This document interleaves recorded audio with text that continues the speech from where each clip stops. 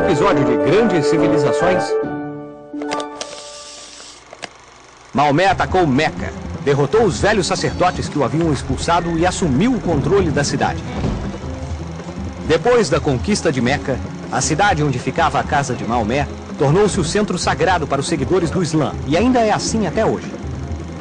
Após a morte do profeta Maomé no ano 632, a religião islâmica serviria como a força motriz para unir todas as cidades e vilas na Península Arábica.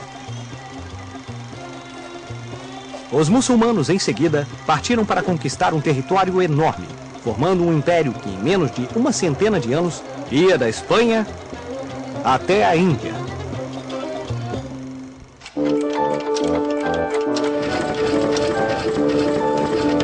Grandes Civilizações.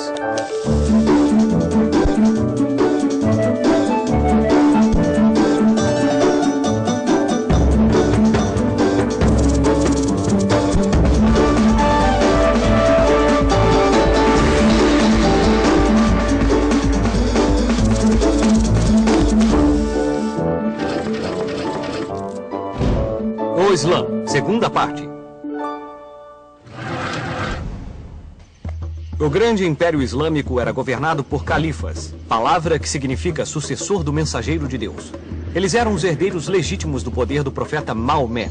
Sob seu comando estavam os emires, que eram os governadores de grandes territórios. Mais tarde, eles seriam reinos independentes, governados por lendários sultões do Oriente. As casas desses muçulmanos refletiam suas vidas simples no deserto, sem nenhuma decoração e com muito pouco conforto.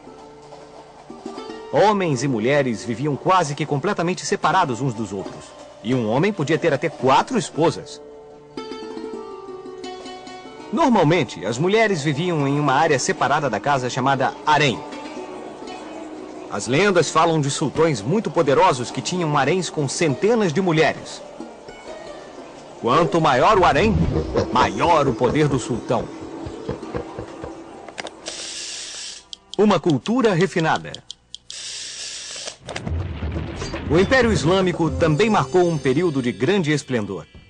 Entre os anos 750 e 1258, o Império era governado pelos Abássidas, que eram descendentes diretos do grande profeta Maomé.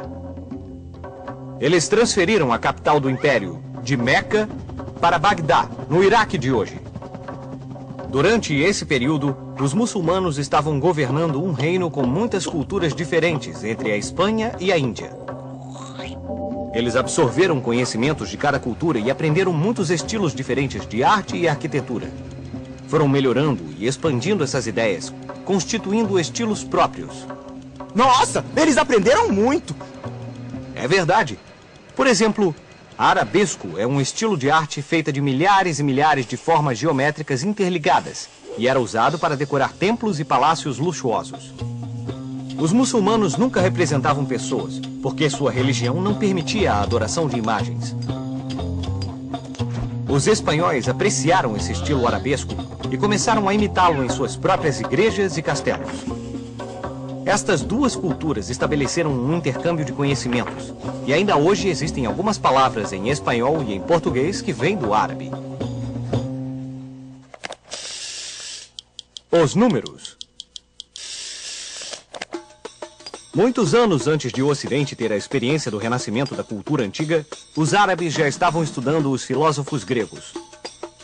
Inspirados por esses grandes pensadores, eles começaram a estudar o mundo natural e a aprender os princípios da ciência. Somos gratos aos árabes pelo avanço dos estudos em química, física e astronomia, e eles ainda desenvolveram a álgebra. Então, os árabes inventaram a álgebra? Isso mesmo. E o nome álgebra vem de uma palavra árabe.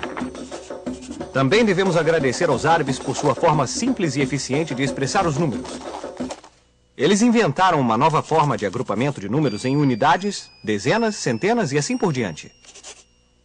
Eles deram a cada número seu próprio valor. Por exemplo, 1, 2, 3. Mas também deram a eles um valor dependendo de sua posição. Quando o 1 está antes do 2, então quer dizer que é uma dezena. E o 2 seria somado, obtendo então o número 12.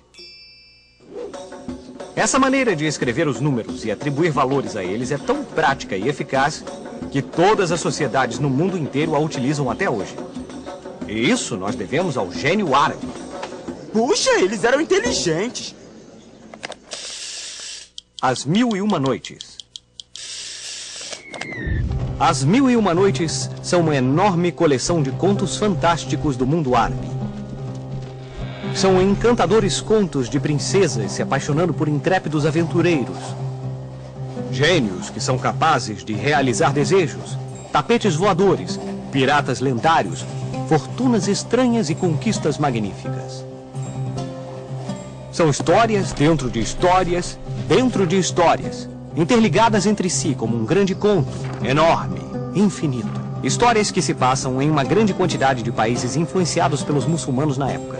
Arábia, Pérsia, Egito, Índia, até mesmo a China. O quê? Histórias dentro de histórias? Contos sem fim? Mas como é que pode uma coisa dessas?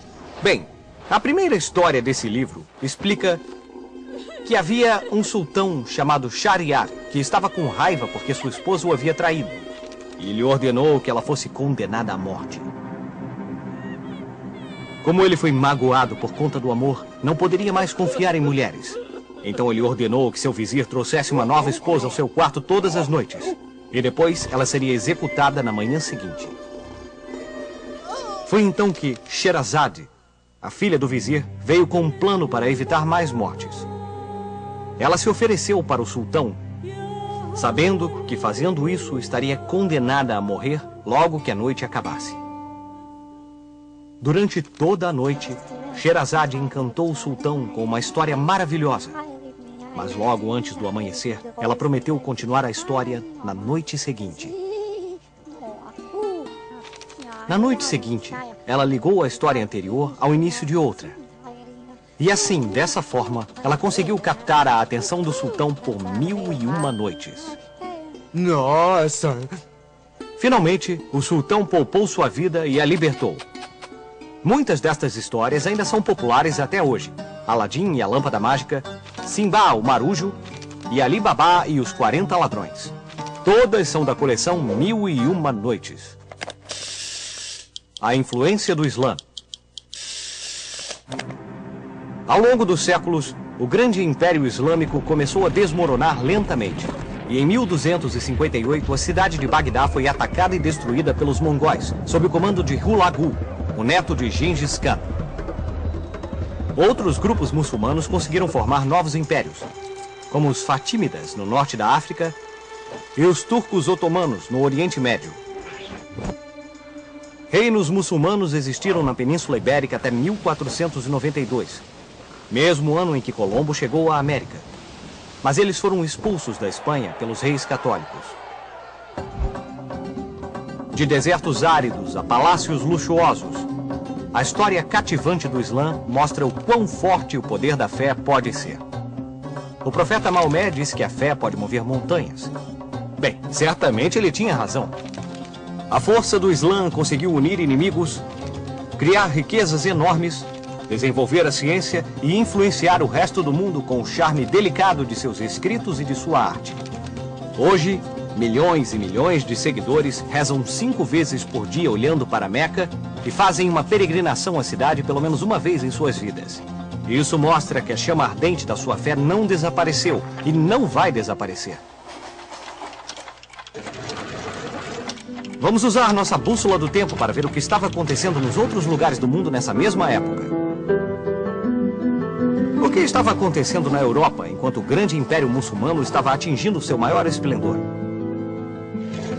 Naquela época, a Europa estava mergulhada em trevas. Trevas? Por acaso alguém apagou as luzes? Não, Pipo. Não era uma escuridão real, mas a escuridão que resulta da falta de luz do conhecimento. Por volta do século X depois de Cristo, muitos reis e cavaleiros na Europa tinham perdido o interesse pelo conhecimento. A maioria das pessoas não sabia ler nem escrever, eram muito supersticiosas e cuidavam apenas de suas rigorosas práticas religiosas. Por essa razão, Muitas pessoas pensam que a Idade Média foi um período de trevas, como um porão escuro no qual os humanos permaneceram escondidos e só saíram novamente para a luz em torno do ano 1500, quando renasceram as ideias clássicas que fizeram a antiguidade greco-romana tão brilhante. Em contrapartida, durante a Idade Média, os muçulmanos estavam aprendendo sobre outras culturas e sobre o mundo que os rodeava. Estavam também fazendo avanços na ciência e na criação de belas artes.